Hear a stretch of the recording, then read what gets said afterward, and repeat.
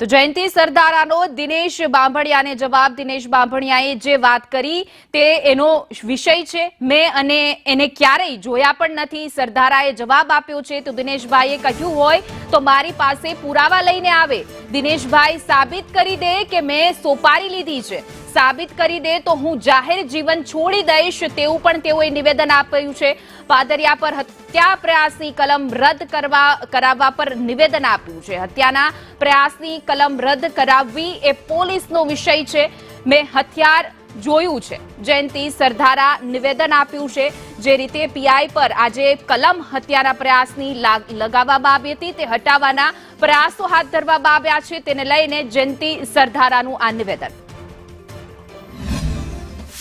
સરદારધામ અને ખોડલધામ જેવી સામાજિક પ્રવૃત્તિનું કામ કરતી સંસ્થાઓ વિશે સંસ્થાને બદનામ કરવાનું અને સંસ્થાની બંને વચ્ચે વિખવાદ કરવાનું, પાટીદાર સમાજના લેવા અને કડવા વિશે જેમ ફાવે એમ ઉચ્ચારણો કરવાના, આ બાબતે જે જયંતીભાઈ સરદારા દ્વારા નિવેદન કરવામાં આવ્યું છે, અત્યાર સુધી બનાવની સાથે સૌની લાગણીઓ જોડાયેલી હતી અને દુઃખદ ઘટનાઓ છે એવું તમામ લોકોનું માનવું હતું. પરંતુ ગઈકાલના તપાસના અંતે એક ખૂબ જ ચોંકાવનારી માહિતી બહાર આવી છે કે આ સુનિયોજિત કાવતરું હતું.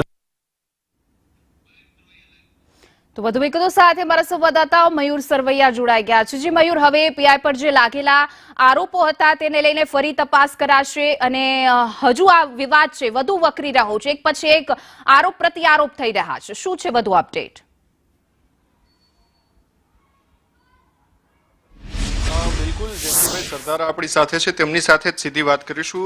જયંતીભાઈ, દિનેશભાઈ બાંભણિયા ખોડલધામના ટ્રસ્ટી છે, તેમના દ્વારા આક્ષેપ કરવામાં આવ્યા હતા કે જયંતીભાઈને સરદારધામ અને ખોડલધામ વચ્ચે આ વિવાદ ઉભો કરવા માટે આખી સોપારી આપવામાં આવી છે. કઈ રીતે જોઈ રહ્યા છો? મને કંઈ ખબર નથી. હું તો ખોડલધામ અને સરદારધામ બેયનો કાર્યકર્તા છું. મને જે ખોડલધામ અને સરદારધામની સારા કાર્ય કરે છે એમાં હું હરમેશ આગળ હોઉં છું. હજુ પણ હું કામ કરવા તૈયાર છું. દિનેશભાઈ બોલ્યા હોય તો એની મેટર છે. સમાજ દિનેશભાઈને ઓળખે છે, મને ઓળખે છે. મારે એની પ્રતિક્રિયા દેવાની જરૂર નથી પડતી.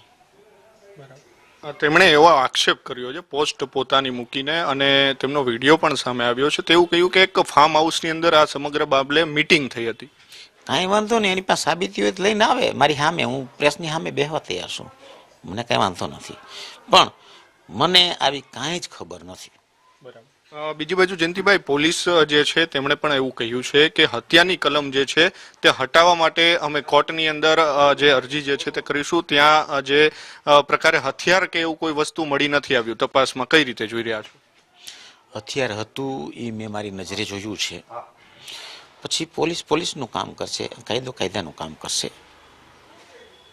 ત્યાં પોલીસે એવું કહ્યું કે સીસીટીવી ને તમામ વસ્તુ જે છે તે તપાસવામાં આવી છે. FSLનો પણ પુરાવા જે છે તે પણ આવી ચૂક્યા છે અને તેમની પણ મદદ લેવામાં આવી છે. કાંઈ વાંધો નહીં, જે છે એ ન્યાયિક તપાસ થશે, એમાં મને કાંઈ વાંધો નથી. તો આ આપણી સાથે જયંતીભાઈ સરદારા, તેમણે પણ એવું કહ્યું છે કે હું દિનેશભાઈ જે છે તેમને પણ કહું છું કે તેઓ મારી સામે આવી જાય, હું ચર્ચા કરવા તૈયાર છું. બીજી બાજુ જે હત્યાની કલમ હટાવવાની વાત કરવામાં આવી છે તે પોલીસનો વિષય છે અને તે તપાસનો વિષય છે, તેવું ભાઈ અત્યારે જયંતીભાઈ સરદારા કહી રહ્યા છે. મયુર, સમગ્ર માહિતી બદલ, અમારી સાથે જોડાવા બદલ આપનો આભાર.